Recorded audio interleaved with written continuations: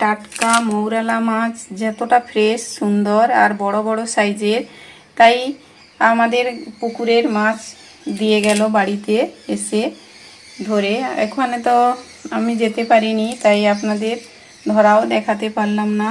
দেখুন, আমি কিন্তু দুপুরবেলায় পুকুরের মাছ দিয়ে গেল, তাই আপনাদের সঙ্গে মাছটা শেয়ার করব।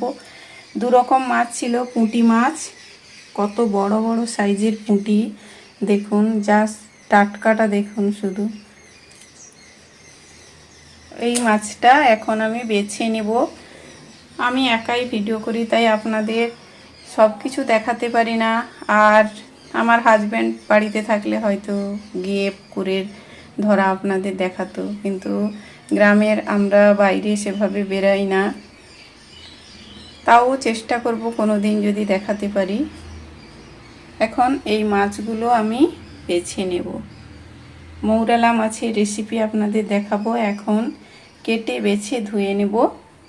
মৌরালা মাছের পেঁয়াজ চচ্চড়ি বানাবো, তার জন্য নিয়েছি ধনে জিরে বাটা, নিয়েছি শুকনো লঙ্কা আর সর্ষে একসঙ্গে বেটে নেব।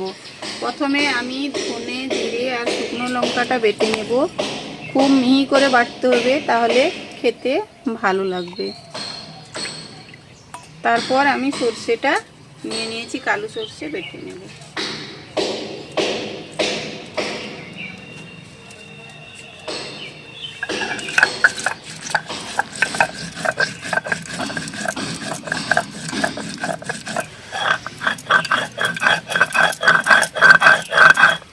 আমার ধনে জিরে আর লঙ্কাটা বাটা হয়ে গেল।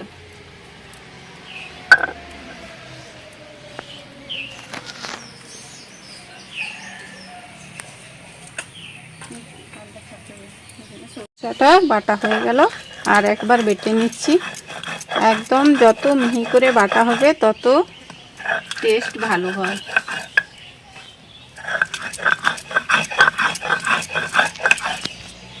এখন মৌরালা মাছটা নিয়ে নিয়েছি। মৌরালা মাছের পেঁয়াজ দিয়ে চচ্চড়ি করব।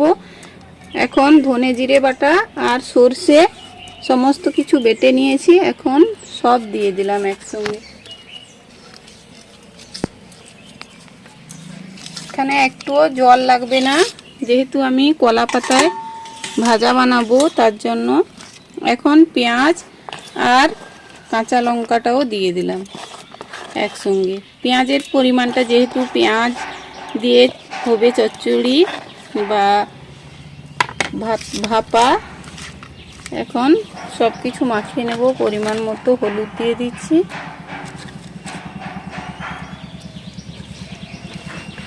আর দিচ্ছি পরিমাণ মতো লবণ।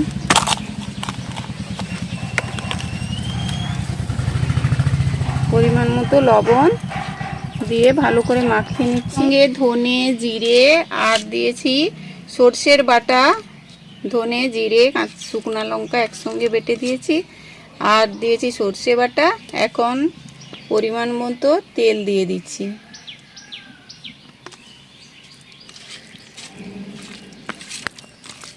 তেল দিয়েও ভালো করে মাখিয়ে নেব। এর মধ্যে আর কিছু লাগবে না।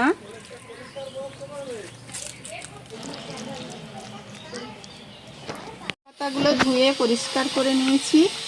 এখন একটু সরষের তেল মাখিয়ে নেব, পাতাতে দিয়ে দিলাম।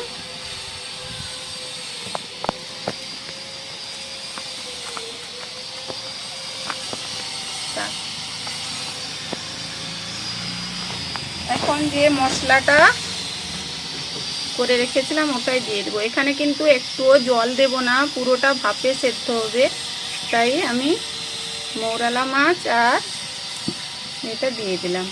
পেঁয়াজ, মৌরালা মাছ সমস্ত কিছু মাখিয়ে রেখে কলা পাতায় আমি ভাপা বানিয়ে নেব। আগেকার সময় উনানের মধ্যে কলা পাতায় মুড়ে দেওয়া হতো এইরকম মেখে, কিন্তু এখন সেরকম বেশি কাঠের উনুন বা সারাদিন রান্না হয় না, তাই উনুনে পুরানো হয় না। এরকমভাবে আমরা ট্রাই করি গ্রামের দিকে। এখন কলা পাতা দিয়ে আমি উপর থেকে ঢাকা দিয়ে দিলাম, তারপর একটা ঢাকা চাপিয়ে দেব, যাতে তাড়াতাড়ি মাছটা ভালোভাবে হয়ে যায়।